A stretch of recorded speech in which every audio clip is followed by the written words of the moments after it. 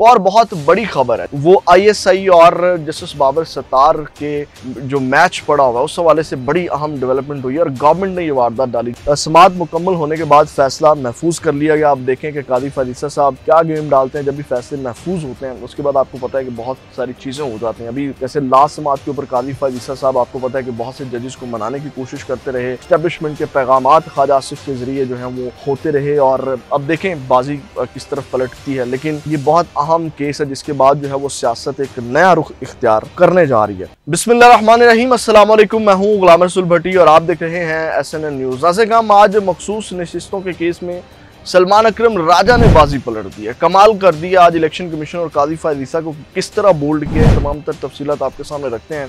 किस तरह जो इलेक्शन कमीशन कुछ चीज़ें छुपा रहा था उनको हकाइक के ऊपर लेकर के आए और फिर बाजी पलटी। ये बहुत अहम समाअत का हवाला आज मैं आपके सामने इस व्लॉग में रखने जा रहा हूँ। इसके साथ साथ एक और बहुत बड़ी खबर है जिसको आज डिस्कस नहीं किया जा रहा क्योंकि मखसूस नशिस्तों वाला मामला है, इसको ज़्यादा डिस्कस किया जा रहा है।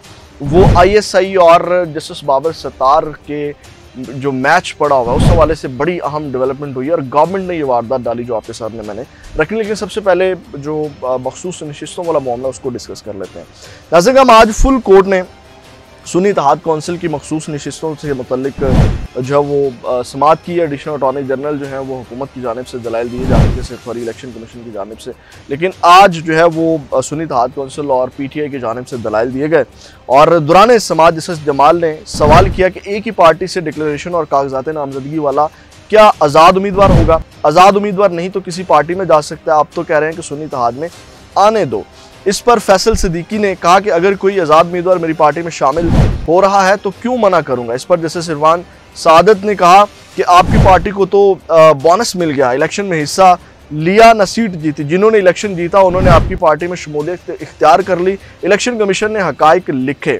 इसके ऊपर अतर मिनिल्ला ने कहा कि दुरुस्त होगा कहना, इंतखाबात शफाफ थे, सब मामूल के मुताबिक था। जैसे जमाल बंदूखेल ने कहा अगर सुप्रीम कोर्ट ने कह दिया कि इलेक्शन कमीशन ने गलत किया तो क्या केस होगा।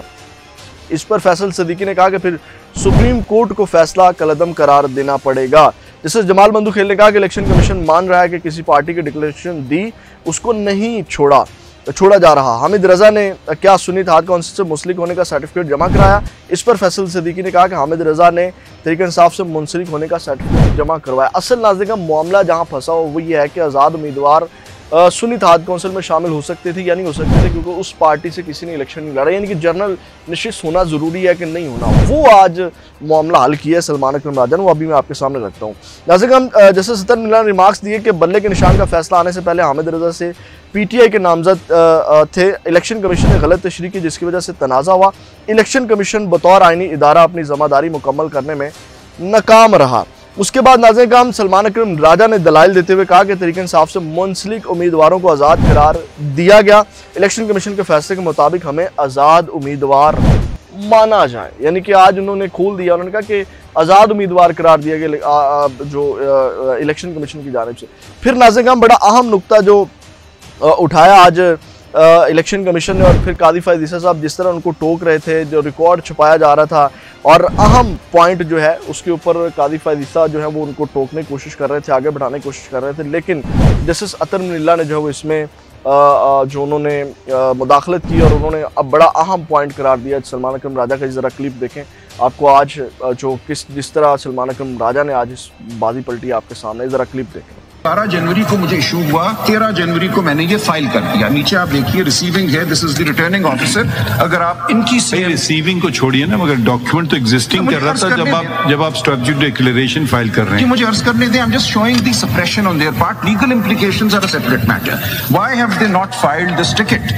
This ticket is in fact even discussed in the 2nd February 2024 order passed by the But you filed it now, make the point. The point is simply this, that they have suppressed the record. चलें आगे बढ़िए ना please. मुझे अर्ज करने दें, kindly not. This is a very important point because this entire chart that they filed becomes very suspicious when your lordships realize that this chart is based on suppression of documents. On page 144. Whatever they filed. So मुझे अर्ज करने दें एक लम्हे के लिए, it's very important. They have filed a chart and they've said इतने लोगों ने सिर्फ टिकट जमा कराया। I think it's very important in this particular case submission because the questions have been raised regarding the fairness of the elections and the role of the election commission itself. I'm grateful, if it can suppress some material information from us. From the Supreme Court, kindly see. So my ticket was duly filed with my nomination papers. कौन सा page बोल रहे हैं? Page 144, sir. 144.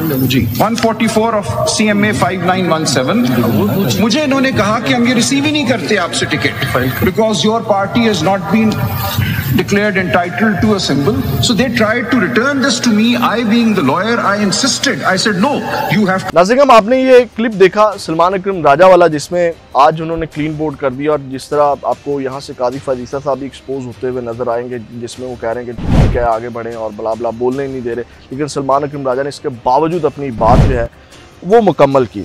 उसके बाद नाज़रीन, अदालत ने कहा कि केस बहुत अहम है, संजीदा सवालात इलेक्शन कमीशन की जिम्मेदारी पर उठाए हैं। इलेक्शन कमीशन ने सुप्रीम कोर्ट के सामने रिकॉर्ड दबाने की कोशिश की। ये अदालत ने फिर माना जब सलमान अकरम राजा ने हकाइक सामने रखे, फिर सुप्रीम कोर्ट के सामने रिकॉर्ड दबाने की कोशिश की। इलेक्शन कमीशन खुद को एक पार्टी जाहिर कर रहा है। किसी ज़माने में जो है वो इदारे एक बॉडी समझे जाते थे, अब तो इलेक्शन कमीशन भी अपना केस जीतने आया। यानी कि आज अदालत ने भी क्लियर कट कर दिया कि जनाब ये इलेक्शन कमीशन जो है वो एक पार्टी बना हुआ है, अदालत ने कहा। और उसके बाद नाज़रीन, समाअत मुकम्मल होने के बाद फैसला महफूज कर लिया गया। आप देखें कि कादी फरीसा साहब क्या गेम डालते हैं। जब भी फैसले महफूज होते हैं उसके बाद आपको पता है कि बहुत सारी चीज़ें हो जाती हैं। अभी जैसे लास्ट समाअत के ऊपर कादी फरीसा साहब, आपको पता है कि बहुत से जजेस को मनाने की कोशिश करते रहे, इस्टेब्लिशमेंट के पैगामात ख्वाजा आसिफ के ज़रिए जो हैं वो होते रहे, और अब देखें बाजी किस तरफ पलटती है। लेकिन ये बहुत अहम केस है जिसके बाद जो है वो सियासत एक नया रुख इख्तियार करने जा रही है। उसके बाद नाज़रीन, हम आते हैं जो ISI वाला और जस्टिस बाबर सत्तार वाला मामला है। आपको याद होगा कि जस्टिस बाबर सत्तार ने ऑडियो लीक केस के ऊपर जिस तरह इंटेलिजेंस इदारों को और तमाम इदारे जो मुतल्लिका इदारे हैं उनको रगड़ा लगाया और उनसे जवाब तलब किया। अब जब जवाब तलब किया और ISI को इसके अंदर जवाब देना था और इसके लिए उन्होंने ख़त लिखा और कमेटी जो है वो तश्कील दी जिसमें ISI वाले जो है वो उनको जवाब देना पड़ना था। लेकिन आज नाज़रीन क्या हुआ, जैसे आपको याद होगा कि फरहाद अहमद फरहाद का केस और उसमें जो है वो उन्होंने आज़ाद कश्मीर से जो है वो उनको आज़ाद करवा लिया और जो अदालत थी जस्टिस मोहसिन अख्तर कियानी की उसके दायरा कार के अंदर वो चीज़ें नहीं आती थी। आज भी इसी तरह की वारदात डाली। अब देखते हैं इसके ऊपर जस्टिस बाबर सत्तार क्या करते हैं। वारदात क्या नाज़रीन डाली गई है वो ये है कि जो विफाकी कबीना है उसने जो है वो ISI को किसी भी टेली कम्युनिकेशन सिस्टम की कॉल रिकॉर्ड और ट्रेस करने का इख्तियार जो है वो दे दिया और फैसला मुल्क के वसी तर मफाद में किया गया है। अब ये नाज़रीन का मामला, यानी कि उनको इख्तियारात दे दिए गए हैं, ऑफिशियली कानूनी लीगलाइज उसको कह लेंगे कर दिया गया। इसके नतीजे में वो व्हाट्सएप कॉल्स मैसेजेस और ये तमाम चीज़ें जो हैं वो उसको रिकॉर्डिंग कर सकेगी ISI। तो ये एक कह लें कि वो जो एक चीज़ें चल रही थी उनको इख्तियारात ज़ाहरी तौर के ऊपर दे दिए गए, ये एक मामला है। तो ये नाज़रीन अब तक की अहम अपडेट सिगनल में आपके साथ दोबारा मुलाकात होगी। अपना बहुत ज़्यादा ख्याल रखिएगा। पाकिस्तान।